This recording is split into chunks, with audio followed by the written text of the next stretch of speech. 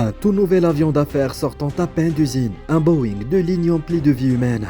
Et en une fraction de seconde, à 36 000 pieds d'altitude, leur destin se sent heurté violemment.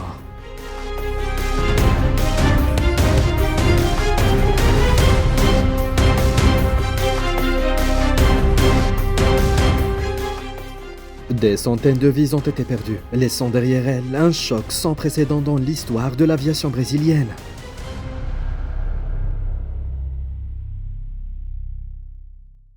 Mais que s'est-il exactement passé cette année-là? Remontons ensemble en 2006, pour revivre les causes et les conséquences de la catastrophe aérienne impliquant le Legacy 600 et le vol 1907 de GOL Transport Aéreos.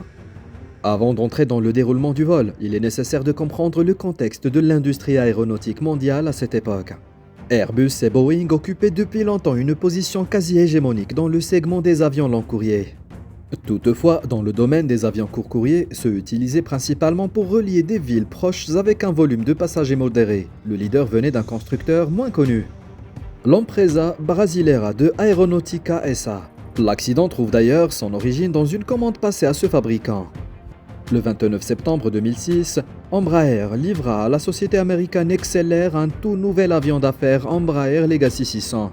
Ce modèle avait été développé à partir de l'Embraer ERJ 135 afin de répondre à la demande croissante du marché des jets d'affaires. Il fut équipé de winglets et de réservoirs de carburant de grande capacité. Son autonomie maximale atteignait environ 6000 km.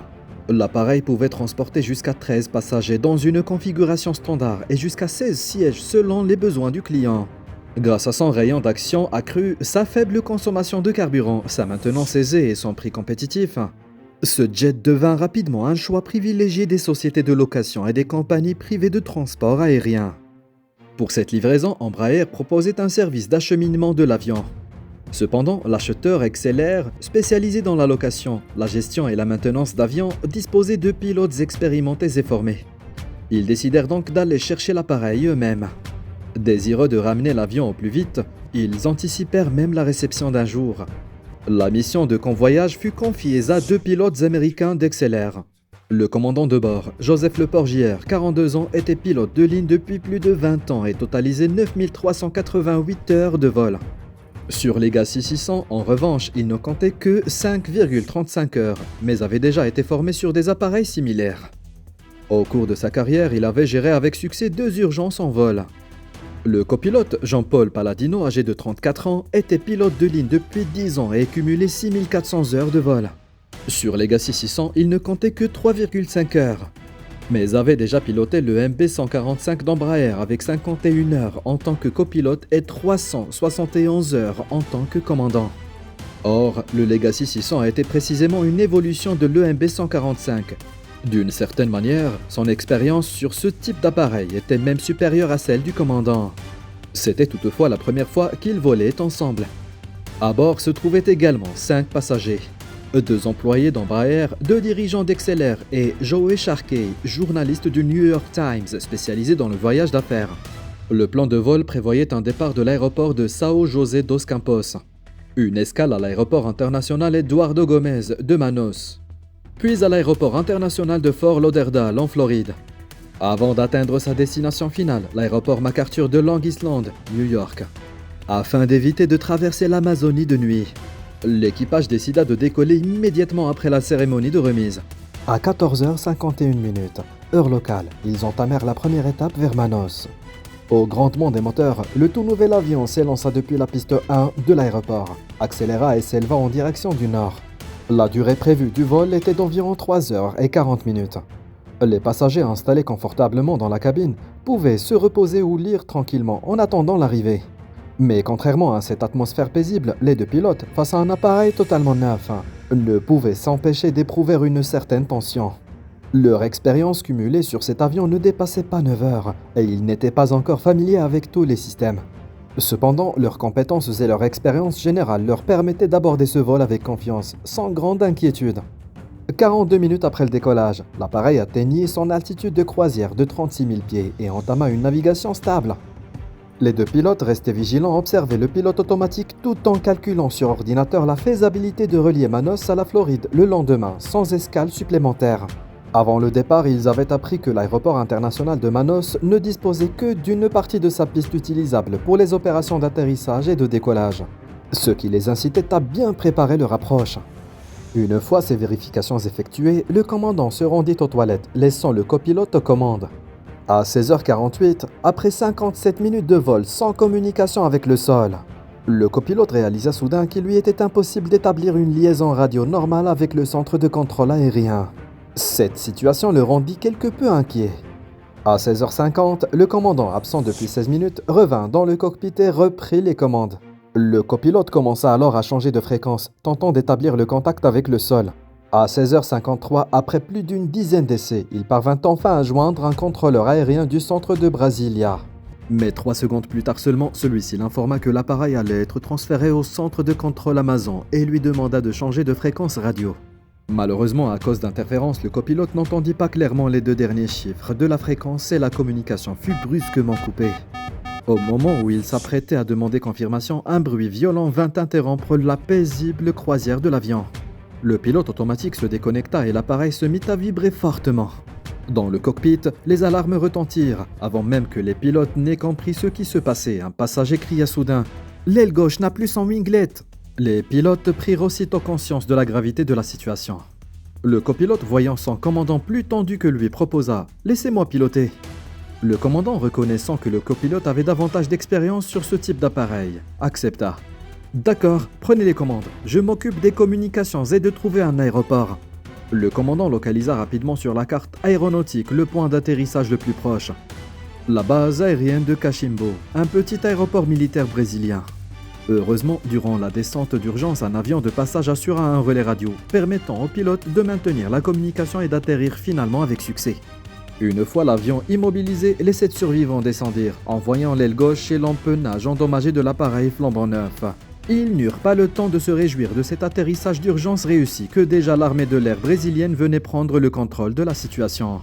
Au même moment où le Legacy 600 se posait d'urgence, le contrôleur de Brasilia remarque qu'un Boeing 737 qu'il s'apprêtait à prendre en charge avait soudain disparu de l'écran radar sans avoir émis le moindre signal de détresse. Après plusieurs tentatives de communication infructueuses, il réalisa que la zone de disparition du Boeing 737 correspondait exactement à celle où le Legacy 600 avait subi son incident. Il transmit immédiatement l'information à ses supérieurs. Le centre de contrôle, ayant reçu ce rapport, supposa que les 2 avions avaient probablement été impliqués dans une collision en vol. Un plan d'urgence fut déclenché. La première équipe de recherche et de sauvetage fut constituée, avec le déploiement de plusieurs avions de transport et d'hélicoptères militaires vers la zone où le Boeing 737 avait disparu. Ce Boeing 737 appartenait à la compagnie brésilienne Gol Linhas Aéreas. Livré par le constructeur seulement 17 jours auparavant, il était flambant neuf. Pour son premier vol commercial, Gol avait confié l'appareil à 2 pilotes très expérimentés. Le commandant, Décio Chavez, 44 ans, totalisait 15 498 heures de vol. Il était également instructeur sur Boeing 737 pour la compagnie Gol. Le copilote qui l'accompagnait avait lui aussi une solide expérience, avec 3081 heures sur ce type d'appareil. Ce vol 1907 de Gol avait décollé à 15h35 de l'aéroport international Eduardo Gomes de Manaus. Il empruntait la route aérienne UZ6 à 37 000 pieds d'altitude, en direction du sud-est avec une escale prévue à l'aéroport international de Brasilia, avant de rejoindre l'aéroport international de Galeão à Rio de Janeiro. À bord se trouvaient 148 passagers et 6 membres d'équipage, jusqu'à la perte de contact. Tout s'était déroulé normalement. À mesure que les minutes passaient, l'espoir s'amenuisait. L'avion n'arriva pas à destination comme prévu. Il était très probablement tombé. Le 30 septembre 2006, tôt le lendemain matin, les autorités brésiliennes intensifièrent les recherches. Rapidement, dans l'état du Mato Grosso, près d'une tribu Hochton, des débris du Boeing 737 furent découverts. Comme les restes de l'appareil étaient dispersés sur une vaste zone de forêt dense, les enquêteurs en déduisirent que le vol 1907 s'était désintégré en vol avant de s'écraser. Dans ces conditions, aucune chance de survie n'était envisageable. Après plusieurs jours de recherche, ce constat fut confirmé. Les 154 occupants du vol 1907 avaient tous péri. Il s'agissait alors de la pire catastrophe aérienne de l'histoire du Brésil. L'enquête sur les causes du drame devint dès lors une priorité nationale pour apaiser l'opinion publique. Il était désormais certain que 2 avions flambant neufs avaient subi un grave incident alors qu'ils croisaient dans la même zone aérienne. Mais avant l'accident, aucun signal d'alarme ni message de détresse n'avait été reçu du sol. Pourtant, les deux appareils étaient équipés des systèmes modernes de prévention de collision en vol. S'était-il vraiment percuté dans les airs ou n'était-ce qu'une hypothèse exagérée? Tout restait incertain. Les enquêteurs envoyèrent la boîte noire du Legacy 600 dans un laboratoire spécialisé pour analyse. Les deux enregistreurs du Boeing 737 furent également retrouvés le troisième jour après la catastrophe. Comme l'enregistreur phonique du cockpit avait été gravement endommagé, son module de mémoire avait disparu. Les autorités brésiliennes déployèrent alors environ 200 soldats de l'armée de terre équipés de détecteurs de métaux. Après près d'un mois de recherche, le module fut finalement retrouvé à 20 cm de profondeur dans la zone du crash. Si le décollage se déroulait sans problème, les données de ces enregistreurs permettraient bientôt de faire la lumière sur les événements. En parallèle, l'équipe d'enquête devait examiner en détail tous les aspects possibles, conditions météorologiques, maintenance, contrôle aérien. Selon les bulletins fournis par le service météorologique brésilien, la zone de l'accident était quasiment dépourvue de nuages au moment des faits. L'hypothèse d'un facteur météorologique fut donc rapidement écartée.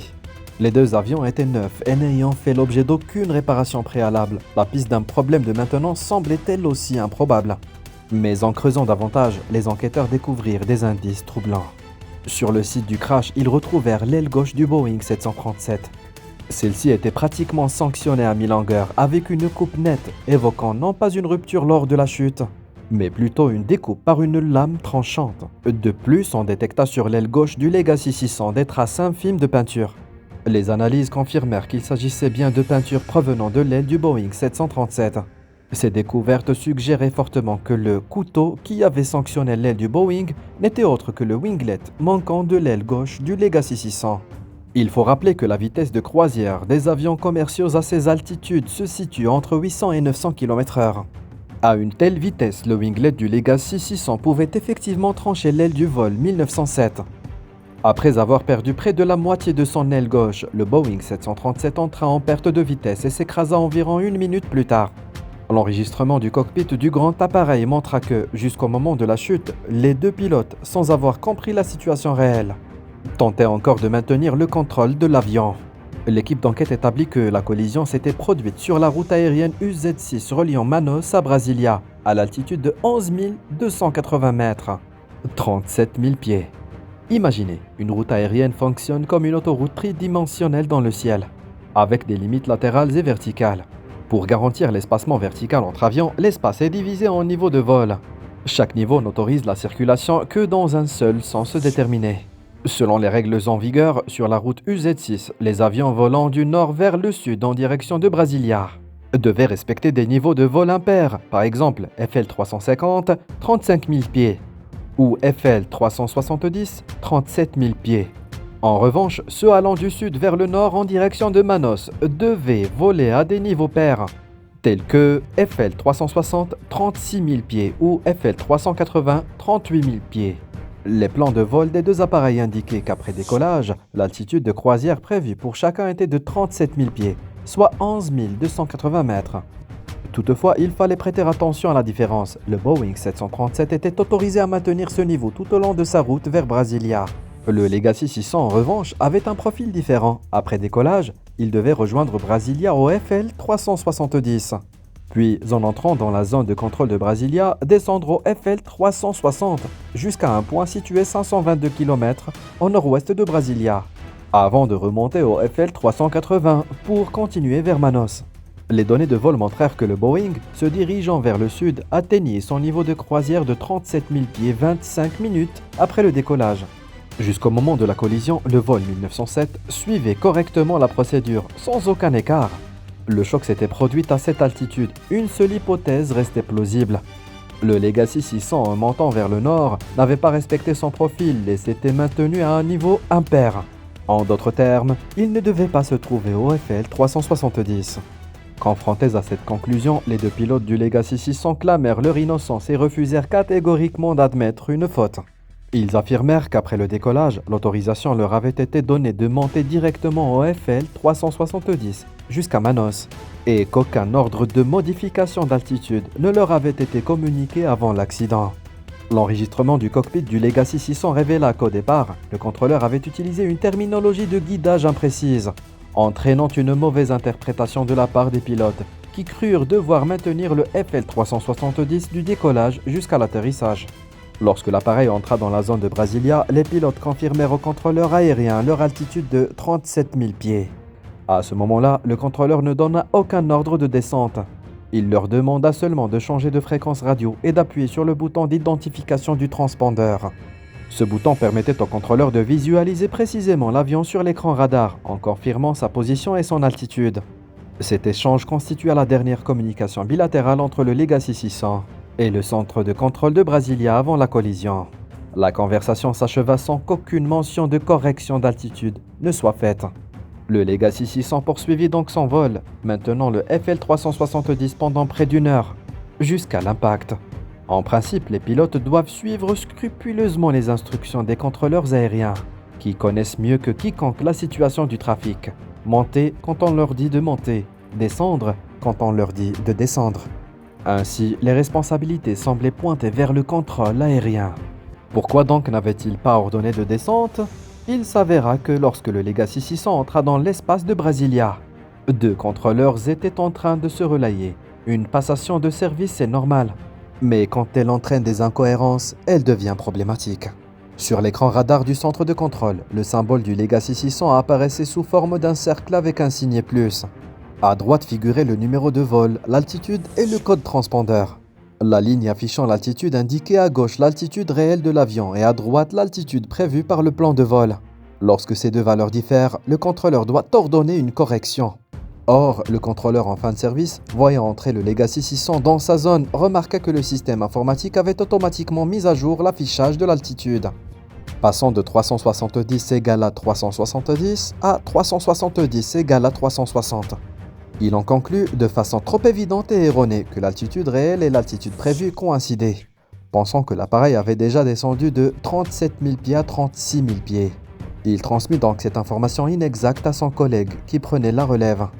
En examinant de nouveau le schéma, on constata qu'au moment de la relève, l'avion s'apprêtait à passer de la zone numéro 5 à la zone numéro 7, mais que le contrôleur sortant avait fourni au Legacy 600 la fréquence radio de la zone numéro 9.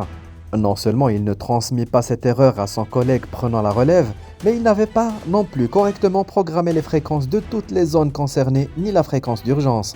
Cette situation fit que le contrôleur suivant détecta un problème 30 minutes avant la collision sans parvenir à contacter les pilotes. À ce moment-là, l'équipage du Legacy 600 ne pouvait pas non plus joindre le contrôleur aérien au sol, précisément pour cette raison. Plus grave encore, jusqu'à l'accident, le contrôleur ne prit aucune mesure d'urgence efficace, comme l'exigeaient les règlements. Il se contenta d'appeler inlassablement le vol 1907 sur une fréquence saturée, déterminé à établir le contact avec lui.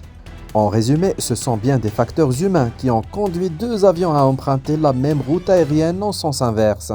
Mais une autre question se posait, même dans ce cas. Le dernier rempart de sécurité à bord restait le système anti-collision TCAS. Pourquoi celui-ci était-il resté muet ? C'était un point essentiel. Avant l'impact, ni le Legacy 600 ni le Boeing 737 n'avaient reçu d'alerte de leur système anti-collision. Pourquoi ces systèmes avaient-ils failli ? L'équipe d'enquête trouva la réponse dans les données radar du centre de contrôle. 15 minutes avant la relève des contrôleurs de Brasilia, le signe égal indiquant la concordance des altitudes sur l'écran radar du Legacy 600 s'était transformé en un Z. Cela signifiait que le transpondeur de l'appareil avait été désactivé. Le transpondeur est un dispositif électronique qui répond automatiquement aux interrogations radio. Il permet aux contrôleurs aériens d'identifier l'avion et d'assurer la séparation avec les autres. Le fonctionnement du système anti-collision repose également sur l'échange de signaux entre transpondeurs. En vol, le transpondeur émet des signaux vers le sol et vers les avions à proximité, et reçoit en retour ceux des autres appareils. Lorsqu'il s'approche trop près, le TCAS alerte les pilotes. Si la situation devient critique, le système émet des instructions d'évitement. Avec le transpondeur du Legacy 600 éteint, c'était comme voler à l'aveugle, tout en rendant l'avion invisible pour les autres. Si dans ce contexte, les contrôleurs ne donnaient pas d'alerte et que les équipages faisaient une confiance excessive aux pilotes automatiques sans scruter visuellement le ciel, ils jouaient littéralement leur vie à 11 000 mètres d'altitude. Quant à savoir comment le transpondeur avait été coupé, l'enquête révéla qu'il avait d'abord été installé sur un autre avion, retiré après dysfonctionnement, réparé puis réinstallé sur le Legacy 600. C'était donc du matériel remis en service, mais aucun défaut n'avait été constaté avant l'incident. Au décollage, tout fonctionnait normalement, mais selon l'enregistrement du cockpit, après la collision, le copilote remarqua que le transpondeur était désactivé. Le commandant le confirma d'un coup d'œil. 3 minutes après l'impact, l'appareil fut rallumé et se remit à fonctionner normalement. Les enquêteurs supposèrent que le transpondeur avait pu être éteint par inadvertance par un pilote. Cette hypothèse reposait sur le fait qu'à côté de l'appareil se trouvait un repose-pied. Sans attention, le pied d'un pilote pouvait effectivement toucher l'interrupteur du transpondeur. Une autre hypothèse suggérait que les deux pilotes, en se familiarisant avec les systèmes de bord, l'auraient éteint par erreur. Mais aucune preuve concrète ne vint confirmer ces suppositions.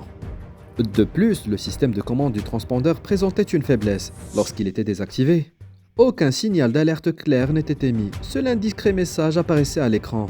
Les deux pilotes encore novices sur ce type d'appareil et absorbés par d'autres tâches ne remarquèrent pas que le transpondeur était resté coupé près d'une heure. Par malchance, le contrôleur en service à Brasilia était lui aussi peu expérimenté. Entré en poste autonome depuis seulement 1 an, il montrait encore des lacunes professionnelles, aussi bien en compétences techniques qu'en communication et en familiarisation avec l'équipement. En principe, il n'avait pas encore le niveau requis pour assumer une garde en autonomie. Mais faute de personnel en raison d'une charge de travail trop lourde, le centre de contrôle de Brasilia l'avait placé en service indépendant. Cela illustrait à quel point la gestion du trafic aérien y était chaotique. Sur la base de ces éléments, les enquêteurs semblaient avoir identifié les causes du drame.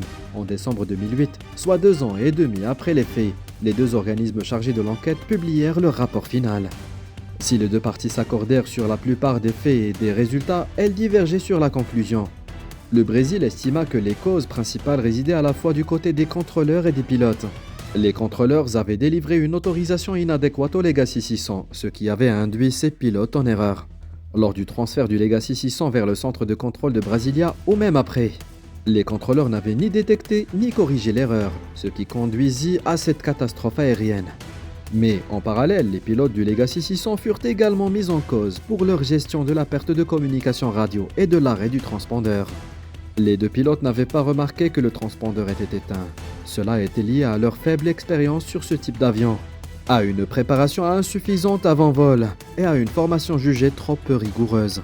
De son côté, le National Transportation Safety Board, NTSB, des États-Unis concentra la responsabilité principale sur les contrôleurs aériens brésiliens et sur l'ensemble du système de gestion du trafic aérien. Selon eux, l'erreur des pilotes du Legacy 600 n'était qu'un facteur déclencheur. Le fait que le transpondeur ait été coupé, empêchant le fonctionnement du système anti-collision, engageait une part de responsabilité de l'équipage, mais les contrôleurs et le système de gestion du trafic aérien brésilien présentaient des failles bien plus graves. En effet, les deux avions suivaient scrupuleusement les routes aériennes approuvées et respectaient toutes les instructions données par les contrôleurs. Mais ils se retrouvèrent malgré tout envoyés sur la même route en sens inverse. Ce dysfonctionnement n'était pas la conséquence d'une simple erreur isolée, mais le résultat d'un enchaînement de défaillances impliquant divers individus et facteurs. Par exemple, le centre de contrôle de Brasilia manquait cruellement de personnel, ce qui contraignait les contrôleurs à travailler sous forte pression et souvent en surcharge, augmentant la probabilité d'erreurs commises dans la précipitation. Les nouveaux contrôleurs, quant à eux, ne bénéficiaient pas de programmes de formation et de perfectionnement adaptés à la réalité opérationnelle. En raison de moyens financiers limités, de nombreux équipements du centre de Brasilia n'avaient pas été modernisés depuis longtemps. Les écrans radars comportaient des défauts. Lorsque les altitudes n'étaient pas cohérentes ou que le transpondeur était désactivé, les alertes affichées restaient ambiguës et peu visibles pour les contrôleurs. En somme, cet accident aérien résulta d'une chaîne d'erreurs humaines. Lorsque les causes furent rendues publiques, le système aéronautique civil brésilien entra dans une crise sans précédent. Le contrôleur aérien brésilien dépendait de l'armée de l'air. La gestion globale du système était chaotique. Les contrôleurs de première ligne s'en plaignaient depuis longtemps. Trop de travail, peu de salaire, une pression constante. Ils plaisantaient entre eux en disant « Notre métier nous stresse comme si nous vendions de la drogue. Mais il est payé comme si nous vendions des légumes. » De plus, la formation restait insuffisante. Beaucoup de contrôleurs avaient un niveau d'anglais médiocre, compliquant leur communication avec les pilotes étrangers.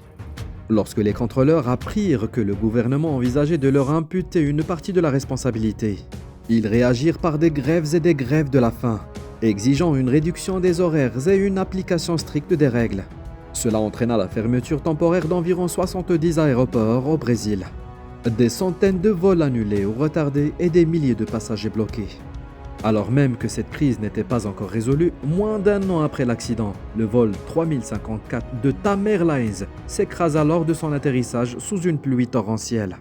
À cause d'une erreur de pilotage, l'avion sortit de piste et prit feu, causant 199 morts, devenant ainsi l'accident aérien le plus meurtrier de l'histoire du Brésil. Deux catastrophes consécutives secouèrent profondément la population. Le président prit la décision radicale de limoger le ministre de la Défense, responsable des infrastructures et de la sécurité aérienne, et affirma sa volonté de réformer le système de contrôle aérien brésilien. En mai 2011, lors d'un procès devant un tribunal militaire, parmi les 5 contrôleurs poursuivis, seul celui qui avait communiqué une altitude erronée fut condamné à 3 ans et 4 mois de prison. Les autres furent libérés. Quant aux 2 pilotes américains du Legacy 600, accusés d'avoir involontairement désactivé le transpondeur et donc neutralisé le système anti-collision, ils avaient regagné les États-Unis peu après le drame. Leur peine de 4 ans et 4 mois de prison fut commuée en travaux d'intérêt général aux États-Unis. Néanmoins, ils n'ont jamais reconnu avoir éteint le transpondeur par inadvertance. En définitive, 154 vies se sont éteintes à jamais dans la forêt amazonienne, pour rappeler qu'en aviation, comme dans la vie, une seule négligence peut suffire à déclencher une tragédie irréparable. Ce fut un drame qui aurait pu être évité, mais qui s'est produit sous l'effet cumulatif d'une chaîne d'erreurs fatales. Parfois, les coïncidences et les imprudences sont plus redoutables encore que l'accident lui-même.